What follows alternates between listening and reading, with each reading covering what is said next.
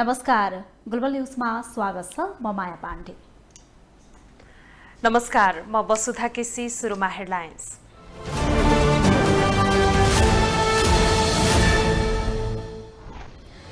स्थानीय चुनावको मतगणना सुस्त। अहिलेसम्म 3 दर्जन पालिकाको मात्रै अन्तिम परिणाम सार्वजनिक।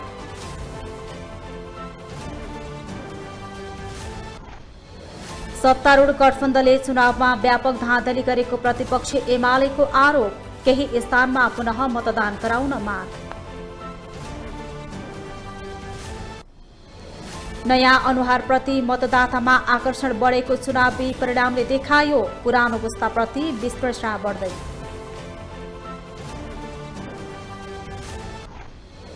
चुनावी माहौलमा भुलेर फोहोर मैलालाई व्यवस्था गर्दै काठमाडौँ महानगर चोक गल्लीमा भरिन थाले।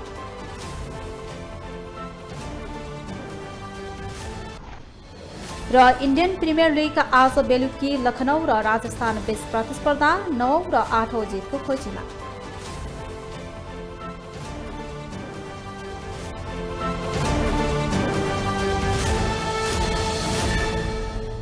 ग्लोबल न्यूज अब विस्तारमा।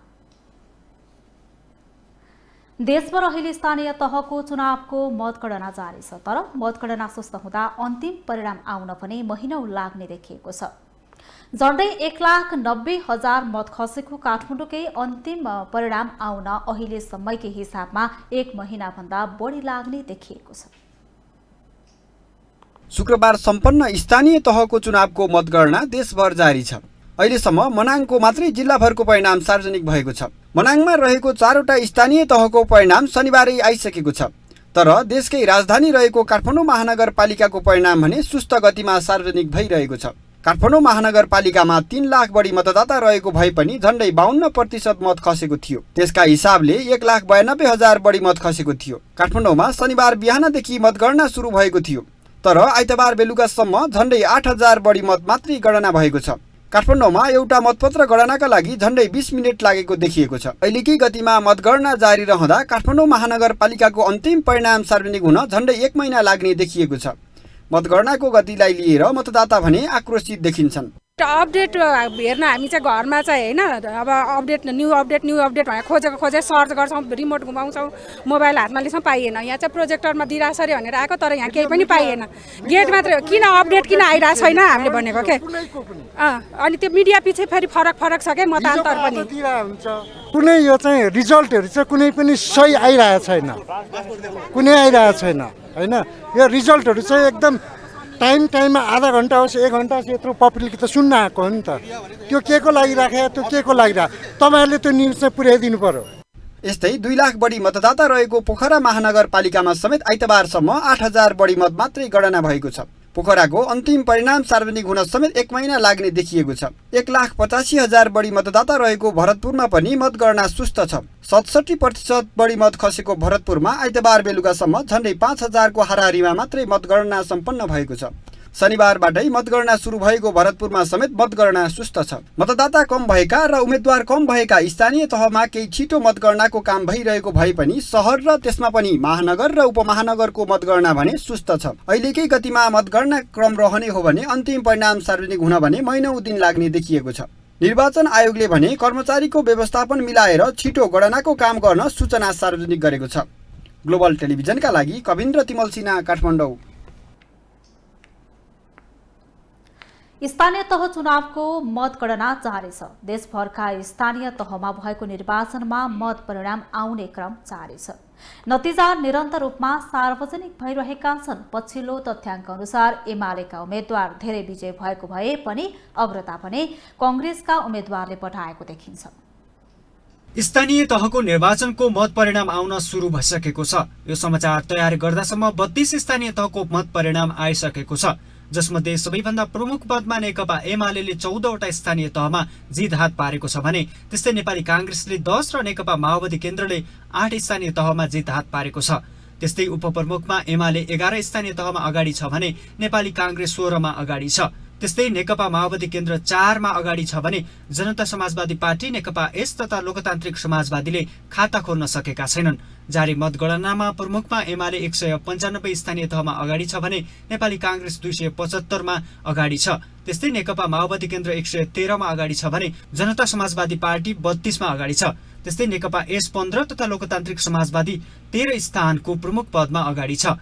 त्यस्तै उपप्रमुखमा एमाले 198 स्थानीय तहमा अगाडि छ भने नेपाली कांग्रेस 233 मा अगाडि छ। त्यस्तै नेकपा माओवादी केन्द्र 129 मा अगाडि छ भने जनता समाजवादी पार्टी 36, नेकपा एस 17 तथा लोकतान्त्रिक समाजवादी 11 स्थानको उपप्रमुख पदमा अगाडि छ। चुनावको अन्तिम मत परिणाम सार्वजनिक हुन भने एक साता बढी लाग्ने निर्वाचन आयोगले जनाएको छ। ग्लोबल टेलिभिजनका लागि विनोद विक्रम भण्डारी, काठमाडौँ। ग्लोबल न्यूजमा अब एकैछिन ब्रेक।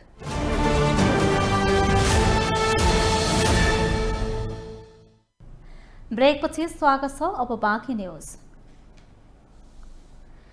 प्रमुख प्रतिपक्षी दल नेकपा एमाले स्थानीय तह निर्वाचनका क्रममा सत्ता गठबन्धनले 3 चरणमा धाँधली गरेको आरोप लगाएको छ।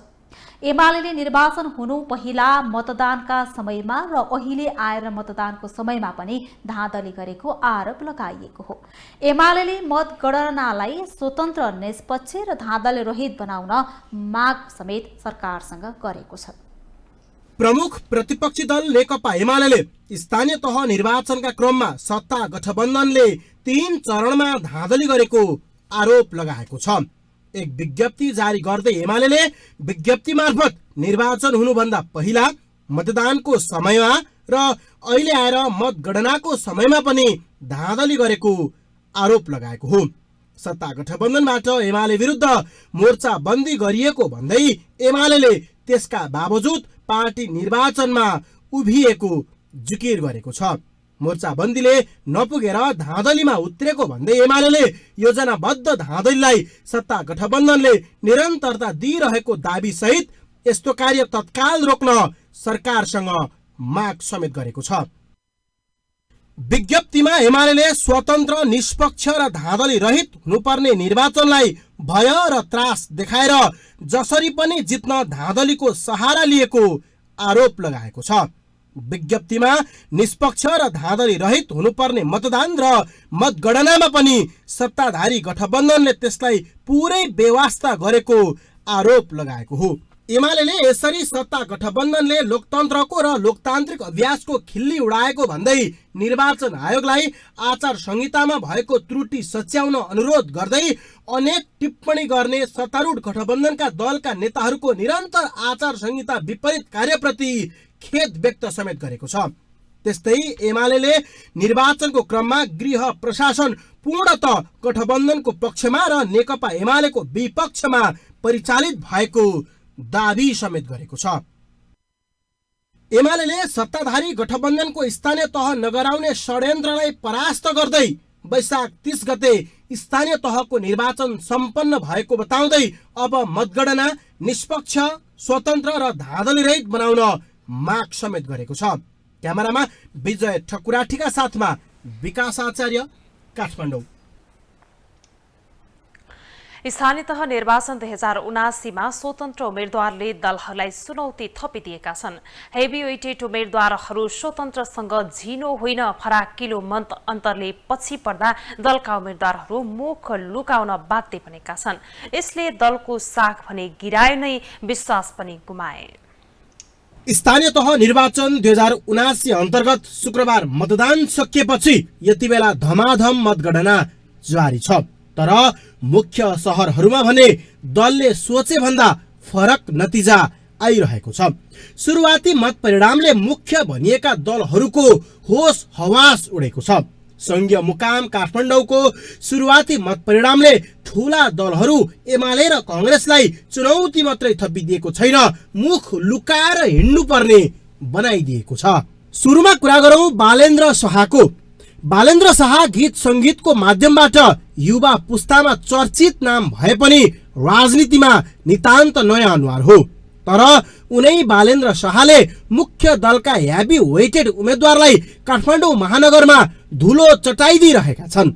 अहिले काठमाडौँ महानगरका 32 वडाहरू मध्ये वडा नम्बर 1 नक्सल, 2 लाजिमपाट, 3 महाराजगञ्ज र 32 कोटेश्वरको मतगणना हुँदै गर्दा बालेन्द्रको लोभलाग्दो अग्रता कायम छ, जबकि एमालेका केशव स्थापित र गठबन्धनकी सृजना सिंह निकै तल छन्। यसले पनि दलहरूप्रति मतदाताले विश्वास गर्न छाडेको प्रश्न हुन्छ।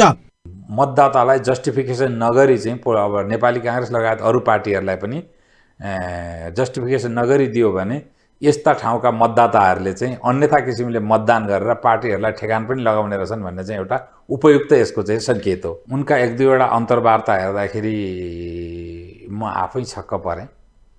यति धेरै विरोधाभासपूर्ण र राजनीतिक रूपले यति धेरै अपरिपक्व कुराहरू त्यहाँ थिए।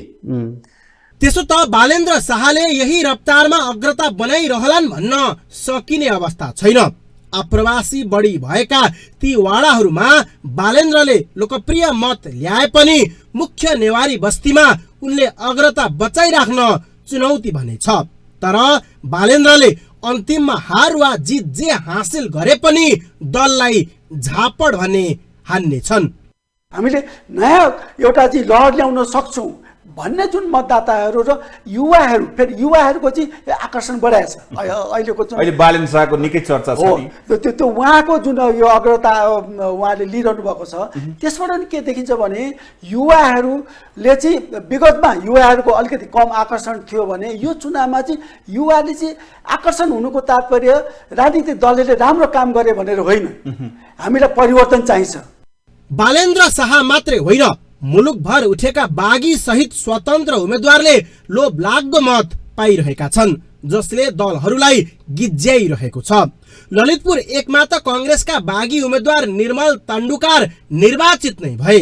यो क्रम अहिलेको मत परिणाम हेर्दा बढ्ने देखिन्छ। अत अब दलले पुरानै शैली र ढर्रा देखाउन थाले र निर्वाचित भएपछि माखो मारेनन् भने यसपछि थप बालेन्द्रहरू जन्मिनेमा दुई मत देखिएन। क्यामेरामा विजय ठकुराठीका साथमा विकास आचार्य, काठमाडौँ। स्थानीय तहको निर्वाचनको मत परिणाम आउने क्रम जारी छ। मुलुकभरका 750 स्थानीय तहमा भएको चुनावको परिणाम आइरहँदा सत्ता गठबन्धनका केही नेता कार्यकर्ता भने असन्तुष्ट देखिएका छन्। गठबन्धनले कांग्रेसलाई फाइदा भएको र अन्य दललाई घाटा पुर्याएको भन्दै असन्तुष्टि बढ्न थालेको देखिएको हो। स्थानीय तहको निर्वाचनमा केही स्थानको अन्तिम मत परिणाम आइसकेको छ भने अधिकांश स्थानमा मतगणना जारी छ। प्रारम्भिक परिणाम अनुसार देशभर 5 दलीय गठबन्धनले अग्रता लिइरहेको देखिएको छ। परिणाम अनुसार नेपाली कांग्रेसले धेरै स्थानमा लिड गरिरहेको छ। कांग्रेसले जित हासिल गरेको स्थानीय तहमा प्राय गठबन्धन भएको छ। तर सोही अनुरूप माओवादी र एकीकृत समाजवादीलाई भने समान रूपमा मत प्राप्त नहुँदा गठबन्धनभित्र असन्तुष्टि बढ्न थालेको देखिएको छ। माओवादीको भातृ संगठन वाइसिएलका इन्चार्ज दीपशिखाले गठबन्धनले आफ्नो पार्टीलाई घाटा भएको प्रतिक्रिया दिएका छन्। माओवादीका नेता हिमाल शर्माले कांग्रेसले गठबन्धनभित्र समानुपातिक भूमिका खेल्न नसकेको तर गठबन्धनले सबैको हित भएको बताएका छन्। नेपाली कांग्रेसमा एउटा चाहिँ संस्थागत हिसाबले पनि उहाँहरूले चाहिँ कतिपय ठाउँमा निर्णय गर्न नसक्नु र अलिकति उहाँहरूको अलिकति गुट बगुटको चाहिँ किचलो पनि बढी, उम्मेदवार छनौट गर्न पनि लास्टसम्म लाग्ने आदि इत्यादिले गर्दाखेरि पनि अलिकति उहाँहरूले आफ्नो पंक्तिमा चाहिने मतदाता शिक्षामा कमी ल्याउनु भयो भन्ने मैले चाहिँ महसुस गरेको छु। स्थानीय तहको निर्वाचनमा दलहरूले प्राप्त गरेको मत, सुरुवाती अग्रता र केहीको अन्तिम नतिजाले कांग्रेसलाई गठबन्धन गर्दा फाइदा भएको देखिएको छ। सुरुवाती अग्रता हेर्दा कांग्रेसलाई एकीकृत समाजवादी र माओवादीले मत दिएको भए पनि कांग्रेसले भने उनीहरूलाई मत नदिएको देखिएको छ। राजनीतिक विश्लेषकले समेत गठबन्धनका कारण तुलनात्मक रूपमा कांग्रेसलाई बढी फाइदा भएको स्वीकार गरेका छन्। त्यस्तो अन्तर्घात भन्न मिल्दैन। के छ भने नेपाली कांग्रेसको भोटर भनेको चाहिँ डेमोक्रेटिक भोटर हो। कांग्रेसै उम्मेदवार दिँदाखेरि त सम्पूर्ण भोटरलाई एक ठाउँ इकट्ठा गर्न नसक्ने र कार्यकर्तालाई इकट्ठा गर्न नसकेको कांग्रेसको इतिहास छ।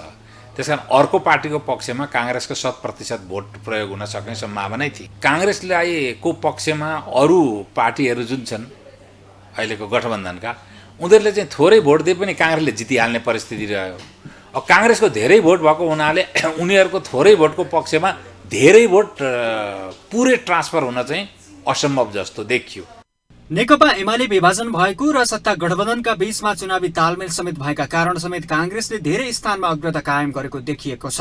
तर देशका सबै स्थानीय तहमा चुनावी तालमेल नभएका कारण कांग्रेस आफ्नै बलबुतामा अग्रता कायम गरिरहेको दावी नेताहरूले गरिरहेका छन्। ग्लोबल टेलिभिजनका लागि क्यामेरामा विजय ठकुराटी, वेद श्रेष्ठका साथमा विनोद विक्रम भण्डारी, काठमाडौँ। देशैभर एकै पटक चुनाव भए पनि 85वटा मतदान केन्द्रमा भने विभिन्न कारणले चुनाव हुन सकेन। निर्वाचन आयोगले रोकिएका स्थानको चुनावको मिति समेत तय गरेको छ। आयोगले जेठ 3 गतेसम्म रोकिएका स्थानीय तहको चुनाव सम्पन्न गर्ने तालिका सार्वजनिक गरेको थियो। तालिका अनुसार आज पनि देशका 6वटा मतदान केन्द्रमा चुनाव भएको छ।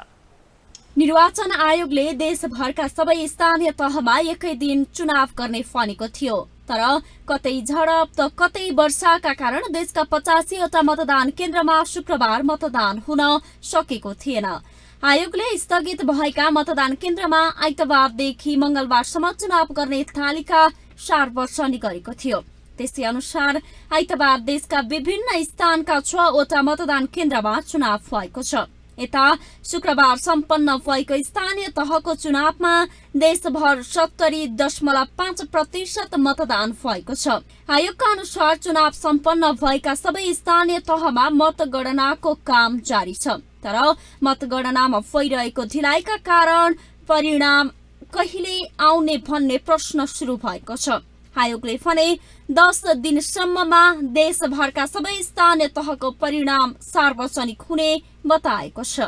राजनीतिक दलहरू उम्मेदवारहरू बीचमा आपसी सहमति भएर अनि त्यहाँ चाहिँ व्यवस्थापन गर्न सकियो, कर्मचारीको व्यवस्थापन भयो भने वडागत रूपमा चाहिँ एकैपटक गणना गरेर छुट्टा छुट्टै स्टल बनाएर छुट्टा छुट्टै कक्ष बनाएर गणना गर्न सकियो भने वडाको परिणाम आउँदा आउँदै वडाहरूबाट मेयर र उपमेयर अथवा अध्यक्ष उपाध्यक्षलाई आएको मत सबै वडाको जोडेपछि अनि मेयर उपमेयर अथवा अध्यक्ष उपाध्यक्ष पनि सँगसँगै जस्तो परिणाम निकाल्दा छिटो आउने सम्भावना त छ।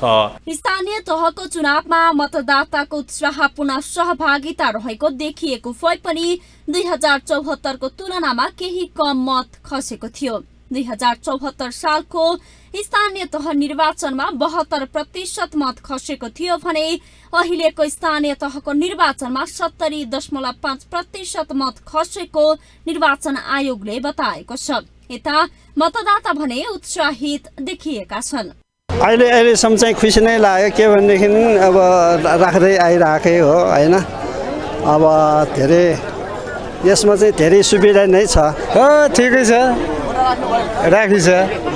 सधैँको सदा जस्तै त हो नि हैन। निर्वाचन प्रक्रिया, आवधिक निर्वाचन प्रक्रिया सधैँ यो एउटा समय निश्चित समयमा आउँछ। ठिकै छ, राम्रै छ। निर्वाचन आयोगका अनुसार देशको राजधानी रहेको काठमाडौँ महानगरपालिकामा करिब 52% मत खसेको छ। खसेकै मतमा पनि बदर मतको संख्या धेरै देखिएको छ। ग्लोबल टेलिभिजनका लागि क्यामेरामा राजेन्द्र काफ्रेका साथमा उषा काफ्रे, काठमाडौँ। स्थानीय तहको निर्वाचन अन्तर्गत मतगणना चलिरहँदा काठमाडौँका सडक चोकमा फोहोर थुप्रिएको छ।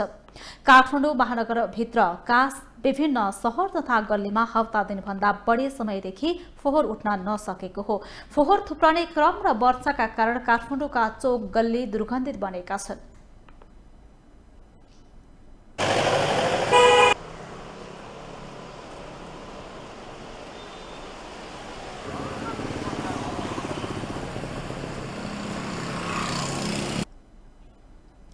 सबैको ध्यान स्थानीय तह निर्वाचनको मत परिणामतिर केन्द्रित भइरहँदा काठमाडौँमा फोहोर उठाउने तर्फ भने कसैले ध्यान नदिएको हो। कहिले सिलडोलवासीको आन्दोलन त कहिले के कारणले गर्दा विभिन्न समयमा काठमाडौँको फोहोर उठाउन समस्या हुने गरेको छ।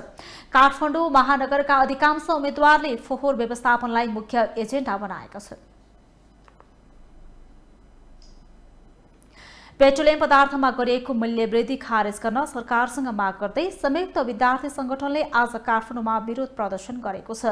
पेट्रोल, डिजेल र मट्टीतेलमा मूल्य वृद्धि भएसँगै संगठनले नेपाल आयल निगमको केन्द्रीय कार्यालय टेकु पुगेर विरोध प्रदर्शन गरेको हो। मोहन वैद्य नेतृत्वको नेकपा क्रान्तिकारी माओवादी निकट विद्यार्थी संगठन अखिल क्रान्तिकारी अध्यक्ष हरिकृष्ण गजुरेलले जीवन नै धान्न नसक्ने गरी सरकारले मूल्य वृद्धि गरेकाले तत्काल खारेज गर्न माग गर्दै विरोध प्रदर्शन गरेको बताउनुभयो। उहाँले सो मूल्य वृद्धि तत्काल खारेज नभए जन आन्दोलनको आदि बेहोरी सृजना गरी वर्तमान सरकार ढालिदिने चेतावनी समेत दिनुभयो।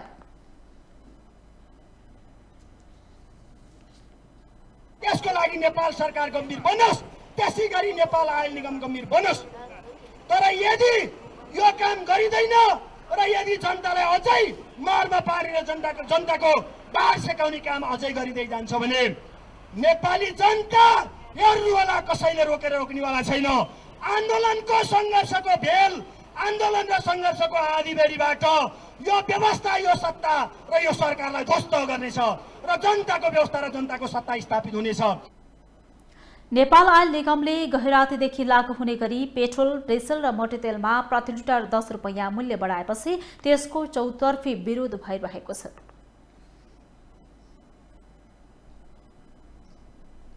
अब पालो बिजनेस न्यूजको।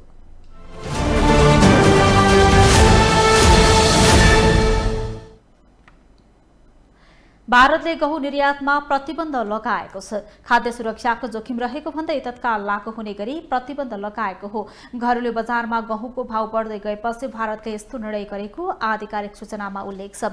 आंशिक रूपमा युक्रेन युद्ध र बढ्दो तापमानलाई उच्च मूल्यवृद्धिको कारक मानिएको छ। यस सम्बन्धमा सरकारले सूचना समेत जारी गरेको छ। सूचनामा भारत, छिमेकी राष्ट्र र अन्य खाँचोमा परेका मुलुकको खाद्य सुरक्षा जोखिममा रहेको उल्लेख गरिएको छ। सरकारले देशको समग्र खाद्य सुरक्षा प्रबन्ध गर्न र छिमेकी देशहरूको आवश्यकतालाई समर्थन गर्न यो कदम चालिएको बताएको छ। यद्यपि यो आदेश पहिले नै सम्झौता गरिएका निर्यातहरूमा लागू हुने छैन। यसबाहेक भारत सरकारको अनुमतिमा केही शर्तसहित निर्यात जारी रहनेछ। 1 वर्ष अघि भारतको खुद्रा बजारमा गहुँको पिठोको औसत मूल्य प्रति क्विन्टल 2880 रुपैयाँ भारतीय रहेको थियो। पछिल्लो 1 वर्षमा खुद्रा बजारमा पिठोको मूल्य प्रति क्विन्टल करिब 400 रुपैयाँ बढेको छ। अब पालो इन्टरनेसनल न्यूजको।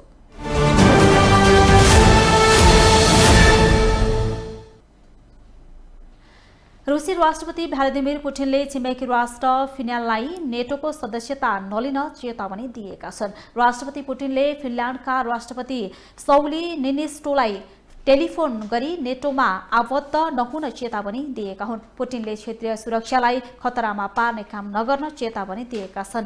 स्विडेनले नेटो गठबन्धनमा सामेल हुने घोषणा गरेपछि फिनल्यान्डमा पनि नेटो गठबन्धनमा सामेल हुने विषयमा बहस तीव्र भएको छ।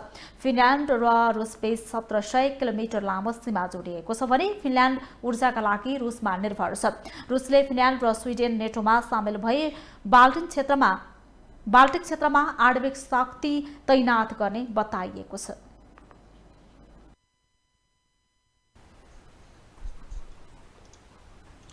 अब स्पोर्ट्स न्यूज।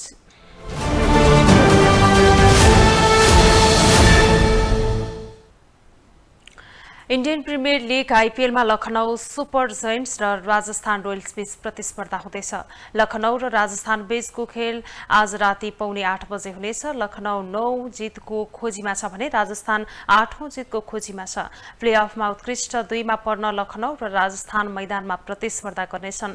लखनऊ 16 अङ्क सहित दोस्रो स्थानमा रहेको छ भने राजस्थान 14 अङ्क सहित तेस्रो स्थानमा रहेको छ। यस्तै मुम्बई स्थित वानखेडे स्टेडियममा आज दिउँसो सुरु भएको खेलमा चेन्नई सुपर किङ्स र गुजरात टाइटन्स भिड्दैछन्।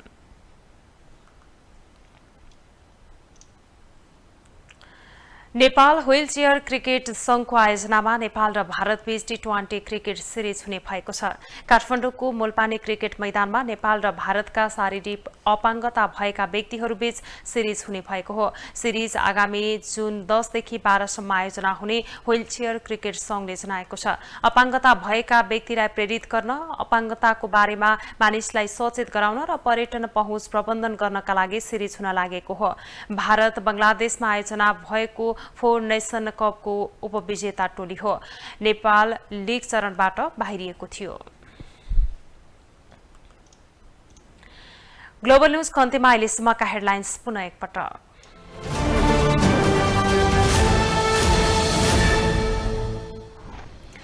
स्थानीय चुनावको मतगणना सुस्त, अहिलेसम्म 3 दर्जन पालिकाको मात्रै अन्तिम परिणाम सार्वजनिक।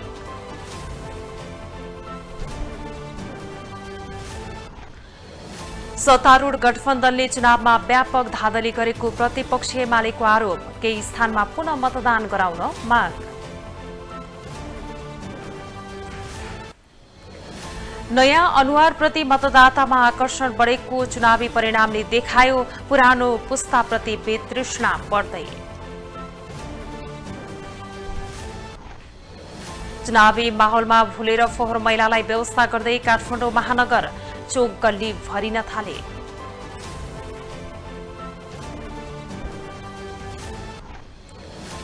र इन्डियन प्रिमियर लिगमा आज बेलुकी लखनऊ र राजस्थानबीच प्रतिस्पर्धा, 9औं र 8औं जितको खोजीमा।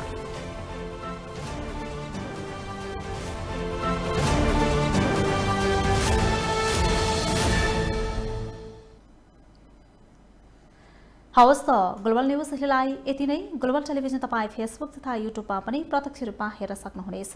ग्लोबल टेलिभिजन हेर्दै गर्नुहोला। नमस्कार।